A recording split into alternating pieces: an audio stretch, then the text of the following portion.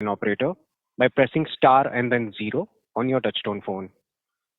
I now hand the conference over to Ms. Salila Pandey, MD and CEO, SBI Cards. Thank you, and over to you, Ms. Salila Pandey. Thank you.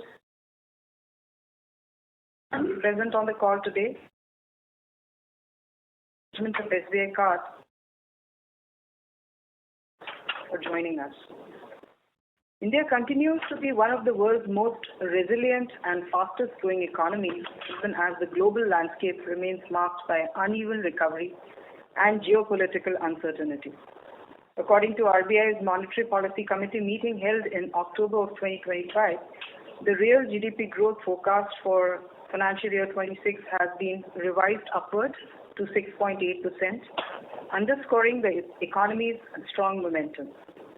The recent GST reforms, coupled with optimistic festive demand, had stimulated consumption across both discretionary and non-discretionary categories, reinforcing the strength of domestic demand and rising consumer aspirations.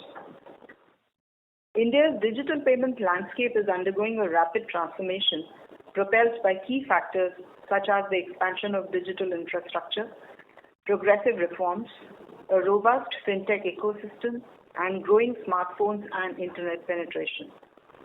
Digital payment transaction volumes are projected to nearly triple by FY 2030, rising from 206 billion in FY 25 to 617 billion, while the value of transactions is expected to expand from 299 trillion rupees to 907 trillion rupees. As per the reports, in the next 5 years, the volume and value of credit card transactions in India are expected to grow at approximately 21.7% and 20.8% respectively, reaching around 13 billion transactions totaling 54 trillion rupees by the financial year 2030.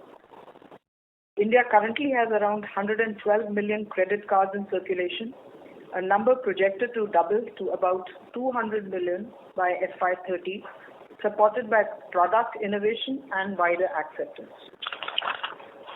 As a customer-centric organization, SBI Card continues to pursue growth by focusing on offering seamless experiences, personalized rewards, and best-in-class credit card products to millions of customers across the country. With digital platforms becoming the preferred medium for today's tech-savvy Indian customers, we continue to strategically deepen our presence by forging partnerships with leading brands. We launched 3 marquee co-brand credit cards during the quarter. Flipkart SBI Cards is carefully designed to offer curated cashback benefits, making everyday shopping more rewarding. The PhonePe SBI Card is yet another addition, crafted to meet evolving customer needs by combining convenience, digital agility, and everyday value. And we also launched the Indigo SBI Card, catering to the aspirations of frequent travelers. We also launched an integrated nationwide festive campaign called Khushiyan Unlimited, bringing over 1,250 offers with leading brands across 2,900 cities. We have witnessed an encouraging response from customers across all key categories, including consumer durables, electronics, jewelry, departmental stores, and e-commerce. In addition, SBI Card has been bestowed with several prestigious awards for various initiatives. Notable among these is the prestigious CII National AI Award at the AI Summit 2025 for our revamped SBI Card mobile app. This award reflects our commitment to digital innovation and operational excellence. Coming to the business performance and key metrics during the quarter, cards in force have grown to around 2 crore 15 lakh with 10% growth year over year. We added 9,36,000 new accounts while continuing to focus on quality acquisition. Sourcing from banca and open market channels was 50-50 each. SBI Card continues to be India's second largest credit card issuer, with cards in force market share at 19%. As for the spend, as per RBI August 2025 data, our spend market share has further grown to 16.8% in FY26. Total spends during the quarter reached the highest ever level of 1,07,063 crores with a strong growth of around 31% YOY.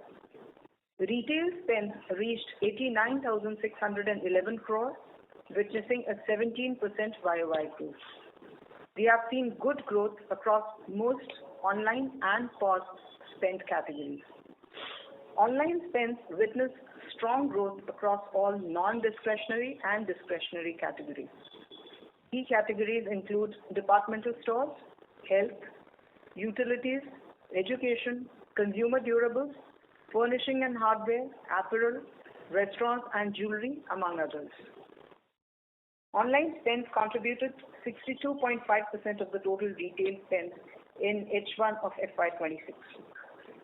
Corporate spends have also witnessed strong growth and reached 17,452 crores during the quarter, with our continuous focus on diversification of use cases. UPI on credit card usage continued to grow 16% quarter over quarter, majorly in department stores, groceries, utilities, fuel, apparel and restaurants, driven by RuPay and QR acceptance expansion.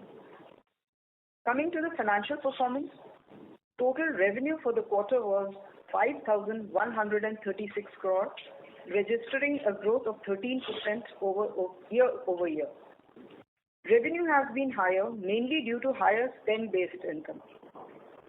Profit after tax was 445 crores with an increase of 10% year over year. Operating cost during the quarter was higher, driven by higher cost of festive campaigns and offers and higher corporate passback on corporate spends. As a result, the cost to income ratio was at 56.8%. Receivables during the quarter reached 59,845 crores with 8% YOY growth. However, the interest earning assets were at 56%, with revolver rate at 22%. This is due to the higher transactor volume in the festive spend and has been the case in the previous years as well. The higher transactor volume also impacted the yield for the quarter, being 16.5% versus 17% in the previous quarter. Cost of funds on our borrowing for the second quarter was lower at 6.4% versus 7.1% in the first quarter. The cost of funds for Q2 was lower by 51 basis points on a daily weighted average basis. The benefit from repo cuts on our floating book has been mostly absorbed now.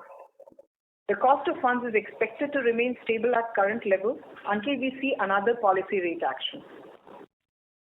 With portfolio yield at 16.5% and lower cost of funds, the net interest margin for the quarter was at 11.2%.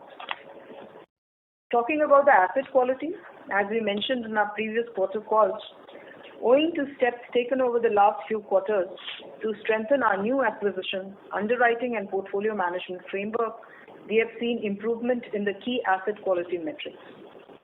Gross NPA for the quarter improved to 2.85% versus 3.07% in the previous quarter.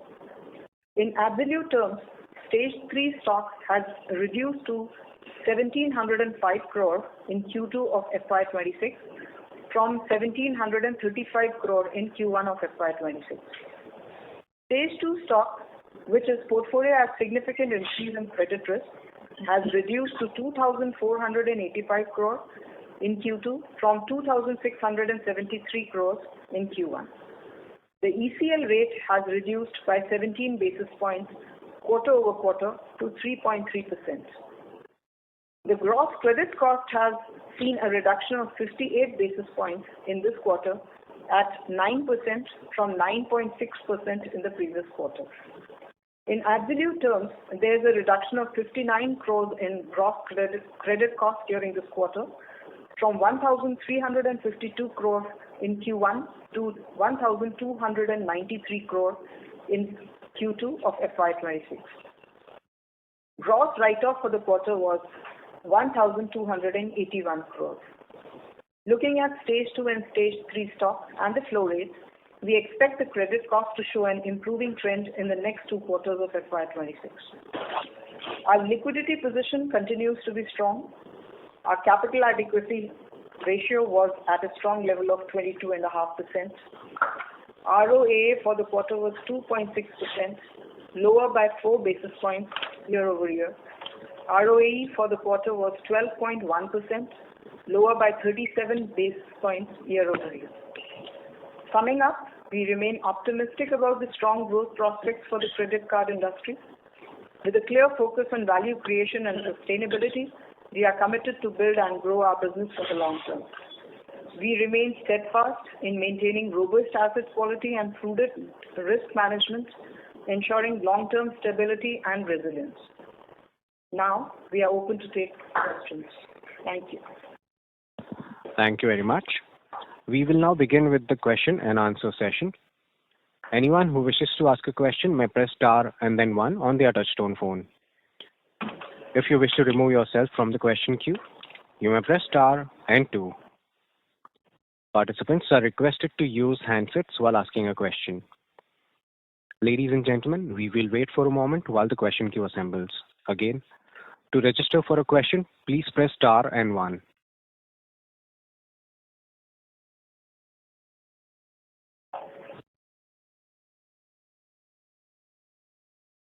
Our first question comes from the line of Mahrukh Adajania from Nuvama.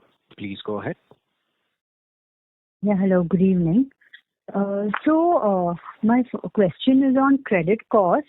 So if you see the provisions, while it's a very low number, it's a small number, there's huge volatility across quarters, right? So last quarter it was 72 crores and this quarter it's 12 crores.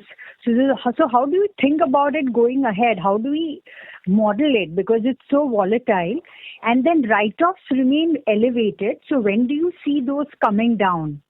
And you said that the trajectory of credit costs will be down in the next 2 quarters. Could you guide to a range? Will it be substantially below 9? Any range? And last time you had said that, you would like to wait for some time before giving guidance on what credit costs, where credit costs would normalize at, right?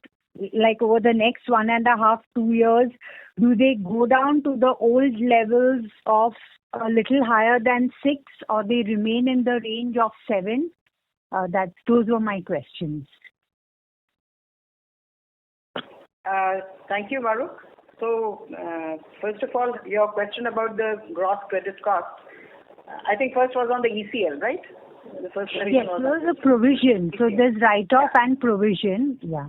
So the thing here is, as we have been mentioning, is that we are following a model which basically calculates the provision build or the ECL numbers for us. If, as I mentioned during my speech, is that if you look at the stocks have declined substantially, specifically in the stage 2 category. Almost 188 crores of decline has happened over there. So as we had mentioned, 2 things will continue to happen. One is that as we have been dropping the stocks or the loss rates which were better in terms of the earlier 8-year numbers, we are seeing increase in the ECL rates. However, as the stocks are going down, we are also seeing the opposite effect of that, and hence the ECL numbers and the provision numbers are coming down. Going forward, what I can say right now is that we are anticipating decline in the write-off numbers, looking at the stocks, looking at the flow rates, and also we will see reduction in the gross credit cost. One or two things also which I want to point out, since this question may come up again, and Mahrukh, you have already mentioned, is that I don't know whether you have the investor presentation with you, but yes, even in terms of the slippage ratio, see, we are at 2.07% this time. So we are also seeing some abatement over there in terms of the slippages. So stocks are going down, the slippages are down. So we are hopeful that we will see better asset quality in the coming quarters. But would you like to give any range? I can say it will be below 9. Okay. Right. Okay. Thank you. Thank you. Thank you. Our next question comes from the line of Abhishek M from HSBC. Please go ahead. Yeah, hello. Am I audible? Yes, Abhishek, you are audible. Yeah, hi. Yeah. My first question is on OPEX. How much would have been the festive spend this quarter? And also, if you can give the corporate spend related OPEX that you would have booked this quarter, just to get a sense of the underlying, retail OPEX, how that has trended. So, Abhishek, we don't disclose the numbers with respect to the amount of expenses with respect to our festive offers, and neither do we disclose the corporate expense on account of our corporate spends as well.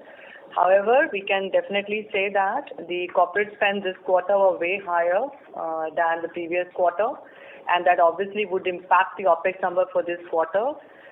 In addition to the fact that quarter 2 is always been, the OPEX for quarter 2 has always been higher given the festive offers that we have in this quarter. But we don't give out the breakup between the two. So if I want so the underlying OPEX and the one-offs that have happened in this quarter, how do I make that out from your number? Should I anchor to the last, let's say, 2-3 quarters average OPEX because that's clean and that doesn't have festive season spend? So I would suggest that Abhishek, I think if you go back a few years, you'll be able to see the seasonality between and the difference in the OPEX or the cost to income ratio between quarter 1 and quarter 2. Don't look at FY25 though, because in FY25 we anyway had spend given the changes in the regulation.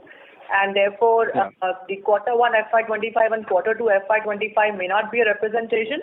But if you go back a few years, you should be able to see the kind of increase that we normally have between quarter 1 and quarter 2 in the OPEX number. You have to also look at when the festival season should have begun in quarter 2. Quarter 2 as well, because sometimes in some years, the festival season is purely in quarter 3. So I guess FY24 would probably a better year because there was some volatility in OPEX between 3Q and 4Q. Okay, I can. All right, is that a fair year to look at? There will be no exact like Abhishek. Okay. Okay. Last year and this year had some similarities. Yeah. A couple of years back versus this is slightly different. Okay. And I just want to add that in terms of the cost to income, the guidance that we had given in the initially was that we'll be somewhere around 57%.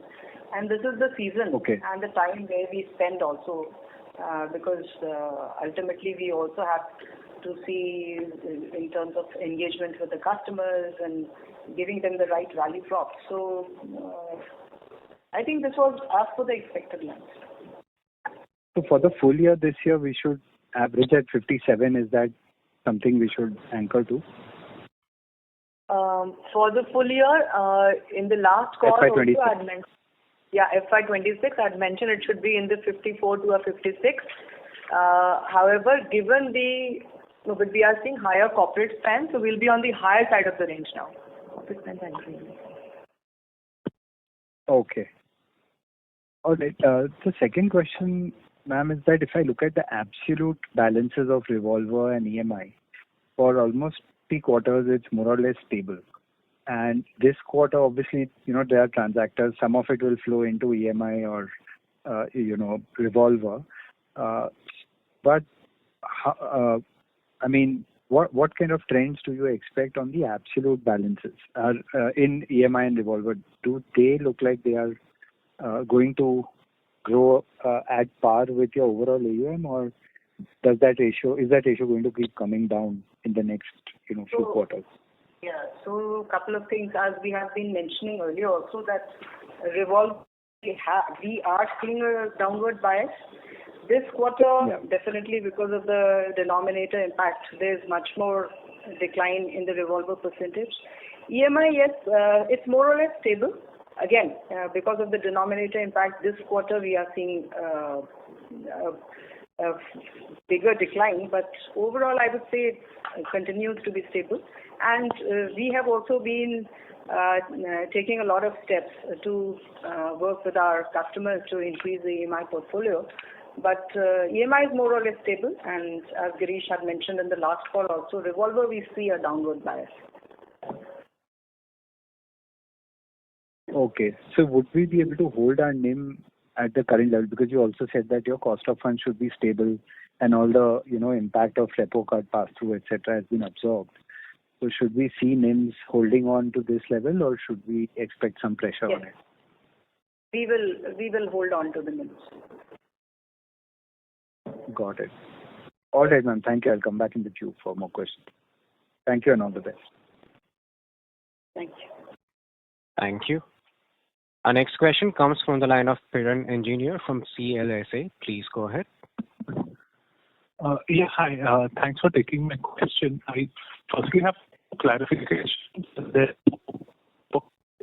Sorry to interrupt, Piran, sir. Your line is breaking up. If you can just check your connection. Is it better now? This is slightly better. Okay. Yeah, I was saying I just have two clarificatory questions and then two proper questions. So firstly, on the clarification, this 30 crore stamp duty expense has come in other OPEX? So it's a provision. Other OPEX, No, so which provision line item is the question? It would go in the operating cost line item. OPEX, right? So the other OPEX, basically. Other OPEX. You're looking at the yes, other expenses. Yeah, correct. Other expenses. Okay, fair enough. And the second the line item that we have in the P&L is operating and other expenses. It goes in there. Yeah, exactly. That's what I meant. Fair enough. Yeah. And the second thing, slide 11, when you calculate yield on loans, this is on a daily average loan basis or a period end sort of basis? It's a 4-point average. Both the cost of funds on this particular slide 11 is on a 4-point average. So you said 4 point. 4 points. So each month. Okay. Each month. You'll have starting point and then the July. Yeah, correct. Okay. Absolutely. Yeah. So this particular slide has a 4-point average, whereas if you see the cost of funds, we separately give out as a daily average on slide 60. Got it. Okay, that explains it. And then the real questions are, firstly, fee income as a percentage of spends is down quite meaningfully QOQ. And this is despite higher corporate spend. Sorry, Piran, we couldn't get the question. What has gone significantly? Sir? So your fee income as a proportion of spends, ideally should go up when corporate spends are going up and when discretionary retail spends are going up. But it's the other way around. It's gone down. I'm a bit confused here.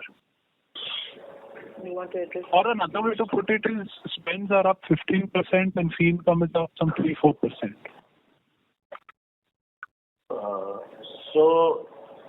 Piran, on the interchange rate which we are getting on the spends, that is consistent. There is no change there. Okay. 1 bp here or there, which is a kind of a monthly variation. The fee from certain categories of spends, for example, on the rental as a category, we were charging fees to certain set of customers, and rental spends have been coming down. So those fee levels have started to come down. Piran, also, I think this is the clarification we'd given in a call about a few quarters back. You cannot take up the entire fee income and divide it by spend because my fee income is on 2 accounts. One, it comes on account of my accounts, and the second line item comes on account of the spend. So you can't mix the two and look at the total fee line item and say what is it and divide it by the overall spends, because that number will not make any sense. The way our accounts have grown is different from the way our spends have grown. No, which is true. I agree with you, Rashmi, but it's it's like more to do with spends than to do with accounts, right? I get there is a No. It isn't like that. It has to do with both the fee line item on account of the accounts as well as on the spends as well. Got it. Okay. And so just lastly on this credit cost, I understand we're expecting an improvement from current levels. Ballpark, how do we think about next year? Are we back to normal next year, given that it's a short-term product, or is normalization, and by normalization I mean 6.5 to 7% credit cost? Is that still a while away? So I would refrain to give a number for the next year right now, but I can definitely assure that we'll see improvement and decline in the credit cost going forward in the next 2 quarters. Okay, fair enough. Yeah, that's it from my end. Thank you and wish you all the best. Thank you. Thank you. Our next question comes from the line of Shweta from Milara. Please go ahead. Thank you, ma'am, for the opportunity.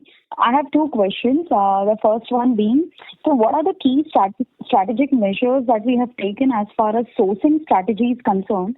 And are we looking to change our guidance on cards run rate of 0.9 to 1 million, which you put up in Q1?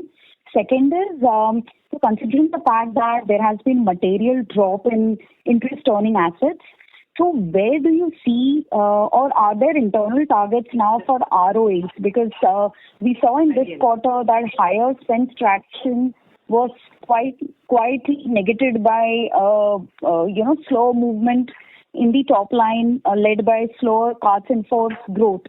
So how do you see, or what are the internal levers that you have put up in place for ROA improvement ahead? Yeah, those are my 2 questions.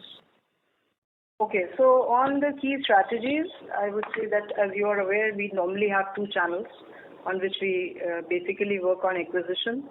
So as I mentioned in my opening call, that we have been tying up with some significantly large co-brand partners in the e-com space and the digital payment space, and we are seeing good numbers coming as well from there. So that is going to be our strategy on one side.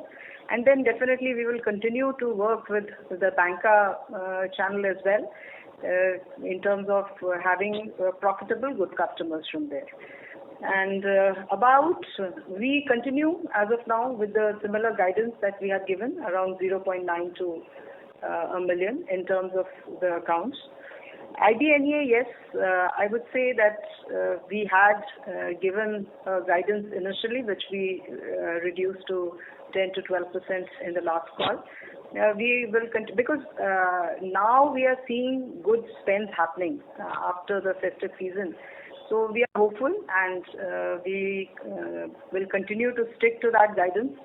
And we have a couple of strategies to improve the IBNA there, which will have its bearing on ROA as well, and we will continue to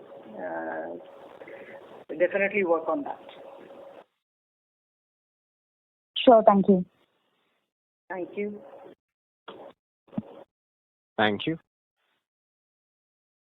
Our next question comes from the line of Pranav Dheeraj Gundlapalle from Bernstein. Please go ahead. Hey, thanks for taking my question.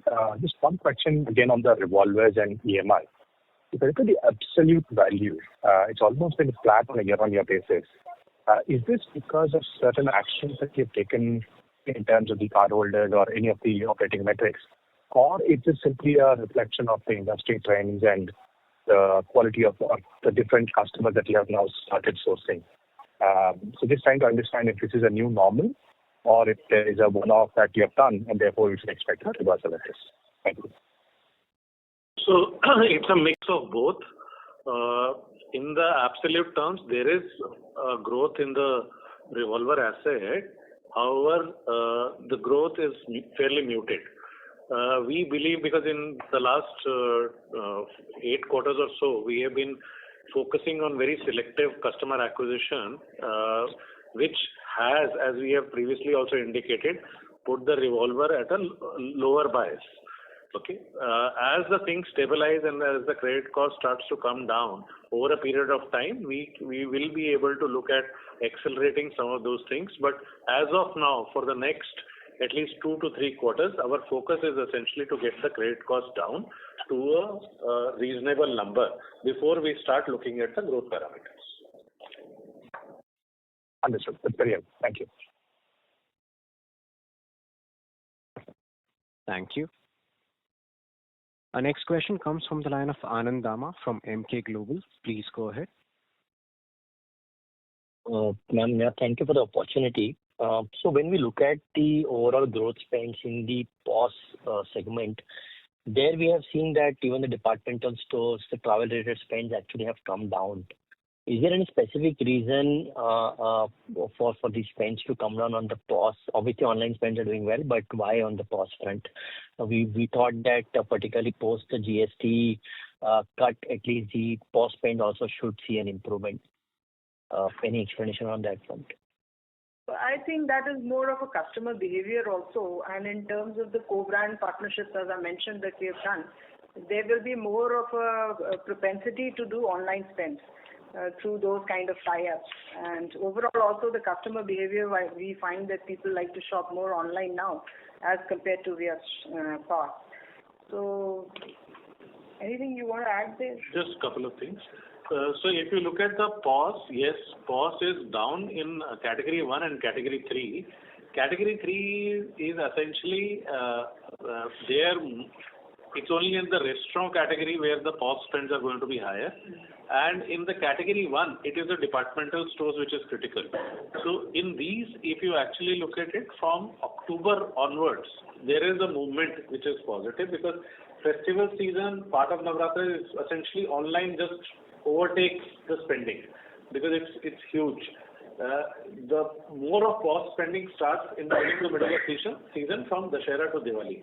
So as we look at the Q3 numbers, we would look at it slightly different. And in that case, the OPEX also in the third should be higher because a lot of retail spend actually would come in the third quarter. So I think the rewards and incentives related to that should be on a higher side. So festival season has straddled from September to October. Our festival season related spending will be in these 2 months. Corporate card spending, as Rashmi was mentioning, that is a constant thing that will continue.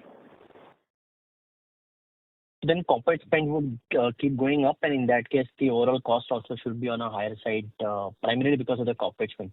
Is it possible for you to tell us, what's the overall ROI metrics of the corporate card business? We don't declare the ROI on the corporate side. However, in the corporate card side, the asset is hardly anything. So actually, ROI is very, very high.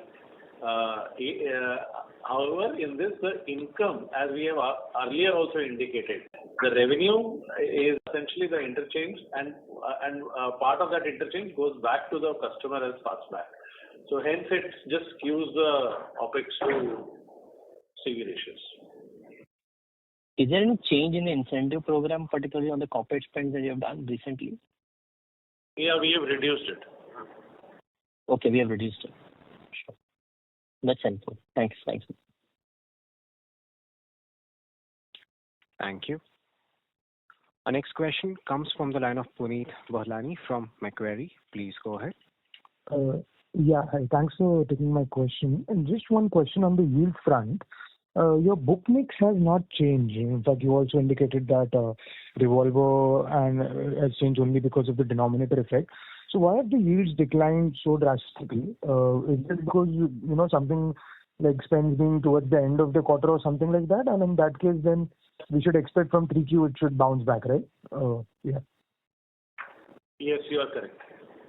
Okay. Yeah. Thank you. Thank you. Our next question comes from the line of MB Mahesh from Kotak Securities. Please go ahead. Hey, hi. Just question on this rental side, which RBI had kind of has made an announcement saying that you can't accept from the rental transaction. If you could just kind of broadly give us an outline as to how does it impact your numbers in the next couple of quarters. So rental spends have almost stopped, and comparatively, although that is something we had started seeing from last year itself, because when we had imposed a fee over there, we had started seeing reduction in spends. So overall, rental spends are going to impact our overall spends by 3 to 5%. Sorry, when you say 3 to 5%, this would be, let's say, of the current quarter's numbers, it would be lower by 3 to 5% next quarter also? Is that the way to see it? So 3 to 5% over the previous quarter, whatever were the numbers for the previous quarter, we have, depending upon the seasonality, we will start seeing somewhere between these numbers. Okay. Just to clarify, has RBI put a full block on the rental transaction, or are there any specific categories of rental which is now currently blocked? Basically, they have said you have to do a KYC there. So RBI has said that for the merchants, the payment aggregators have to do the KYC. The payment aggregators, wherever they are unable to do the KYC, they are not doing those transactions. So that is impacting this kind of rental payments.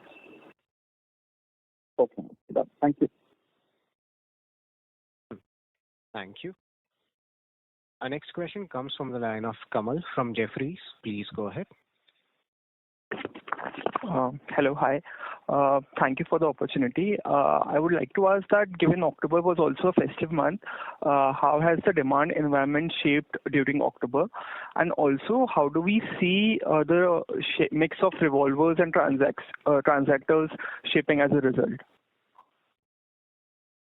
in Q3 and going forward? I think, yes, as you mentioned, it's a continuation. We have seen Diwali was in October.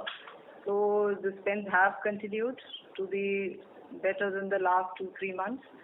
And better spends. But yes, after Diwali, we are seeing a little bit of a slowdown in terms of the spends. Okay, and the mix of revolver and transactors going forward, like how should we expect it in the coming quarters? So for this quarter, it's too early to say. But as I mentioned earlier, that the more of the uptick that we saw was because of the transactor volumes coming at the end of the quarter. So as we will start seeing payoffs over there, for the current cycle, the revolver percentage will increase from 22%. Okay. Got it. Thank you. And that was the only question. Thank you. Thank you. Our next question comes from the line of Sukrit D. Patil from Eyesight Fintrade Private Limited. Please go ahead. Good evening to the team. I think you have pretty much answered about the margins and on the books. I have a forward-looking question. As credit increasingly integrates into digital platforms and journeys, how does SBI Cards plan to evolve its brand identity to remain emotionally relevant, particularly for younger digitally native consumers? Yes, thank you. So I think we are, there are a couple of things. Credit card, digital payments are different. Credit card is more of an aspirational product, and we are seeing a lot of interest from the younger lot as well. It's not that we don't get applications and we don't get interest from the younger lot. They continue to engage with us, and we continue to engage with them. A lot of marketing efforts go into working with those customers in terms of their customer life cycle, engagements, value props. I don't see a challenge over there. In fact, we see a lot of promise going forward as more and more people want to, as I mentioned, I see that there's a lot of aspiration to have a credit card, spend it, the kind of value prop people are seeing in that. So as of now, we don't see any challenge over there. The digital payment space is growing. It is helping us. We are also doing pretty well through UPI when we are connecting our credit cards to UPI. There also we are seeing a lot of traction. So it's a win-win situation. And just my final and closing question. As the business continues to scale, what kind of partnerships or ecosystem players do you see as important for expanding reach or improving cost efficiency over the next few years or the next Q3? Nothing. See, I think we have a pretty well-diversified suite of products and partnerships. We have covered more or less most of the segments. Having said that, we understand who are the significant partners, who are the big players. We keep on talking to them, and we keep on coming up with new partnerships with them as we see their dominance in a particular market segment. So as I mentioned earlier also, in the previous quarter itself, we have tied up with a very significant e-com player, Flipkart. We have tied up with a very big player in the digital payment space, PhonePe, and we have also tied up with the largest market player in terms of the airlines, which is Indigo. So we keep on looking at what is the value for us, what is the value proposition for the customer, and of course our partners, and we will continue to work on that. I think that is a good enough guidance, and I wish the entire team and you best of luck for the Q3. Thank you. Thank you. Our next question comes from the line of Subhranshu Mishra from Phillip Capital. Please go ahead. Hi, good evening, Rashmi. Good evening, Girish, Preston, Greetings. 3 questions. The first one is, how do we model in the corporate spends going forward in the next 6 quarters? Second is, has Encash or the loan on card, has it stopped because of some regulatory intervention? The third part is the new launches of the co-brands. So Indigo also has a co-brand with Kotak. Flipkart has a co-brand with Axis, and Axis has tried the co-brand with Google Pay, which really didn't take off. So what are our internal estimates about these particular co-brands? What will this contribute to the new accounts? Because a lot of these high-spending customers would already have a credit card. So these are the 3 questions.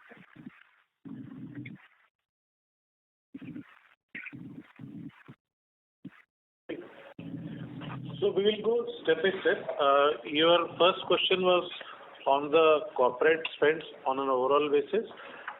Before the actioning in February of, I think, 24, we were touching close to 20 to 22% of the overall spends were corporate spends.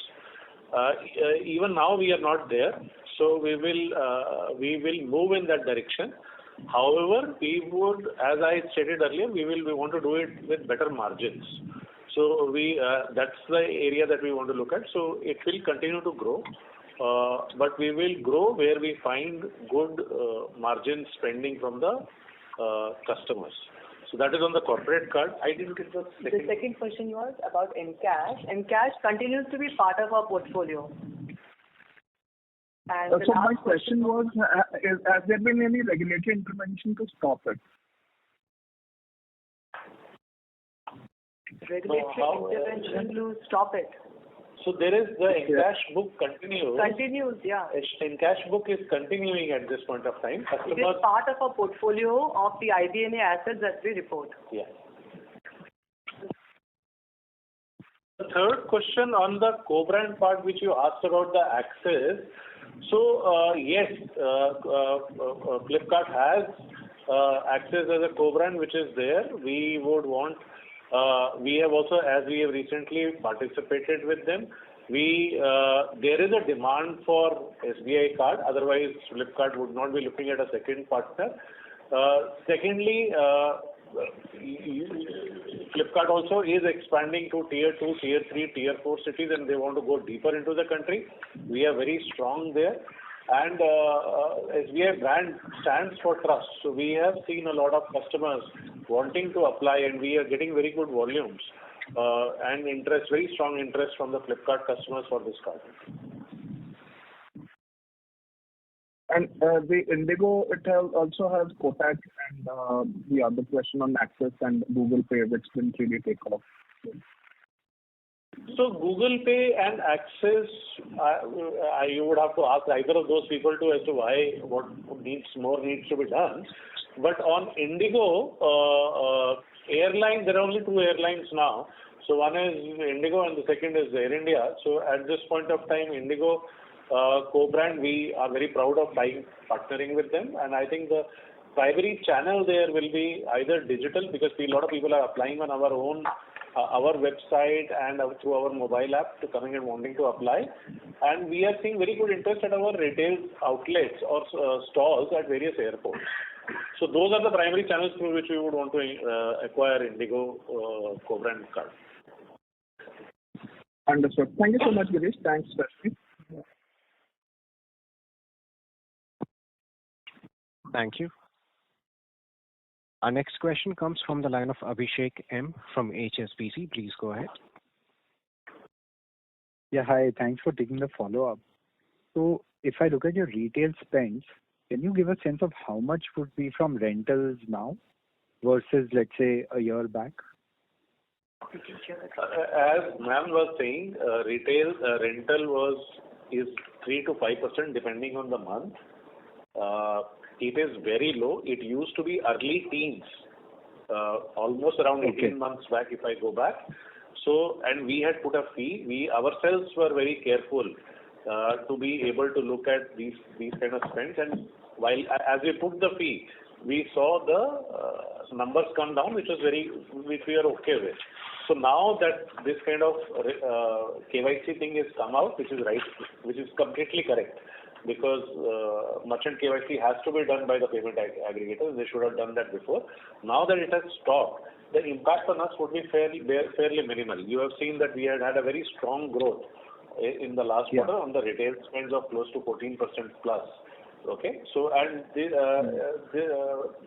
half the month, more than half the month, these spends are not happening. So these are now absorbed into the overall scheme of things. Right. So fair to say that X of this rental, the rest of the retail spend growth is actually quite robust, even if we take out seasonality or festive season, bloating. Yes. Yes. We are seeing good spend. I mean, maybe could it be upwards of 20% on a YOY basis? On the retail side? X of rental. No. On the retail side, if you look at the YOY, there was 17%. The retail spends have grown 17% YOY. So you think for rental would be more than Yes, it would be more than that. It would be more than that. And the primary reason for that growth, as we have also been mentioning, has been the very strong pickup on UPI. And that's why we put a slide onto it and shows the numbers there. We are getting very good customer engagement, and both in transactions as well as the value spent on the UPI RuPay credit cards. Understood. Got it. So thank you so much. Just wanted to check on that. Thank you. As there are no further questions from the participants, I now hand the conference over to Ms. Salila Pandey for closing comments. Thank you, Agar. I would like to thank our shareholders, customers, partners, employees, and everyone present on today's call for their unwavering support and continued trust. Before I close, I thank all of you once again. Have a good evening. Thank you. Thank you. On behalf of SBI Cards and Payment Services Limited, that concludes this conference. Thank you for joining us, and you may now disconnect your lines.